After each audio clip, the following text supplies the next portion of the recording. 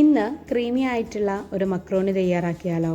അപ്പോൾ ഇന്ന് നമ്മൾ ഡിന്നറിനാണ് കേട്ടോ മക്രോണി തയ്യാറാക്കുന്നത്. ചൂടായ പാനിലേക്ക് നമുക്ക് ബട്ടർ ഇട്ട് കൊടുക്കാം. അൺസാൾട്ടഡ് ബട്ടറാണ് കേട്ടോ എടുത്തിട്ടുള്ളത്. ഇനി നമുക്ക് ബട്ടർ ചൂടായതിന് ശേഷം ഒരു 4 അല്ലി വെളുത്തുള്ളി ചെറുതായി കട്ട് ചെയ്തത് ചേർത്ത് കൊടുക്കാം. അതൊന്ന് ഇളക്കി കൊടുത്തതിന് ശേഷം നമുക്കിതിലേക്ക് വലിയുള്ളി ഇട്ട് കൊടുക്കാം കേട്ടോ. ചെറുതായി അരിഞ്ഞ വലിയുള്ളിയാണ് ആദ്യം ചേർക്കുന്നത്. വലിയുള്ളി ചെറുതായി റോസ്റ്റായി വരുന്ന സമയത്ത് നമുക്കിതിലേക്ക് ക്യാരറ്റ് ഇട്ട് കൊടുക്കാം.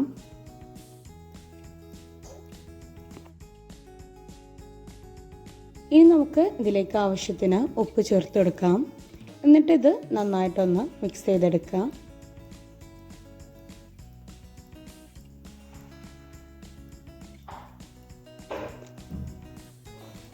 ഇനി നമുക്കിതൊരു അരുഭാഗത്തേക്ക് മാറ്റി വെച്ചിട്ട് ഒരു ഭാഗത്തേക്ക് കോൺഫ്ലവർ ഇട്ട് കൊടുക്കണം.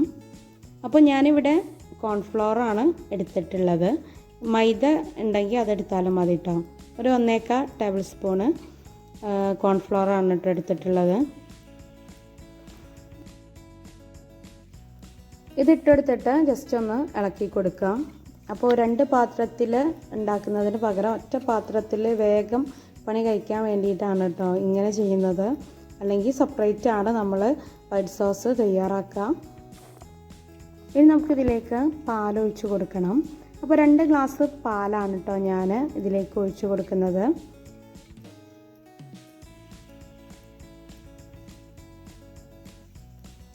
അപ്പോൾ പാലൊഴിക്കുന്ന സമയത്ത് നന്നായിട്ട് മിക്സ് ചെയ്യുക. കൈയെടുക്കാതെ മിക്സ് ചെയ്യാൻ നോക്കുക കേട്ടോ. കോൺഫ്ലവർ പെട്ടെന്ന് തിക്കാവും. ഇനി എല്ലാതും കൂടെ ഒരുമിച്ചിട്ട് മിക്സ് ചെയ്യാൻ കേട്ടോ. ഇനി നമുക്ക് 2ാമത്തെ ഗ്ലാസ് പാൽ ഒഴിച്ച് കൊടുക്കാം.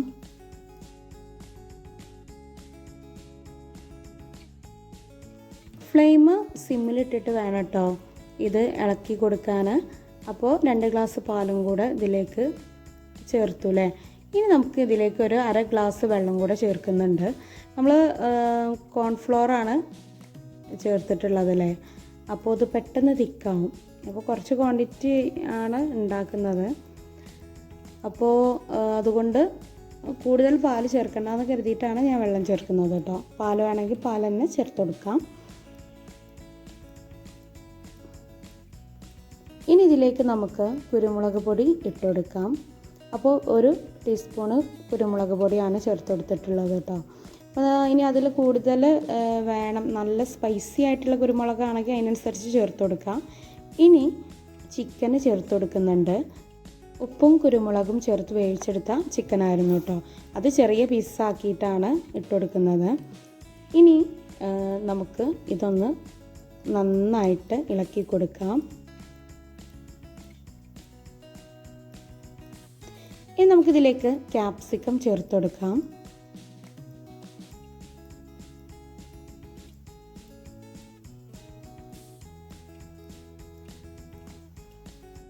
ഇനി ഇതിലേക്ക് മക്രോണി ചേർത്ത് കൊടുക്കാം.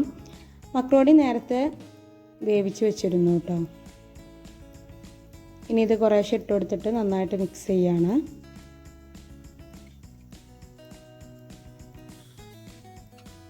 ഇനി എല്ലാം കൂടെ നന്നായിട്ടൊന്ന് മിക്സ് ചെയ്തെടുക്കുന്നുണ്ട്.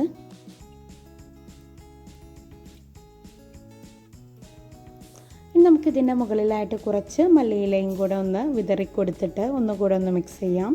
അപ്പോൾ നമ്മുടെ ടേസ്റ്റി ആയിട്ടുള്ള ഡിന്നർ റെഡി ആയിട്ടുണ്ട് കേട്ടോ.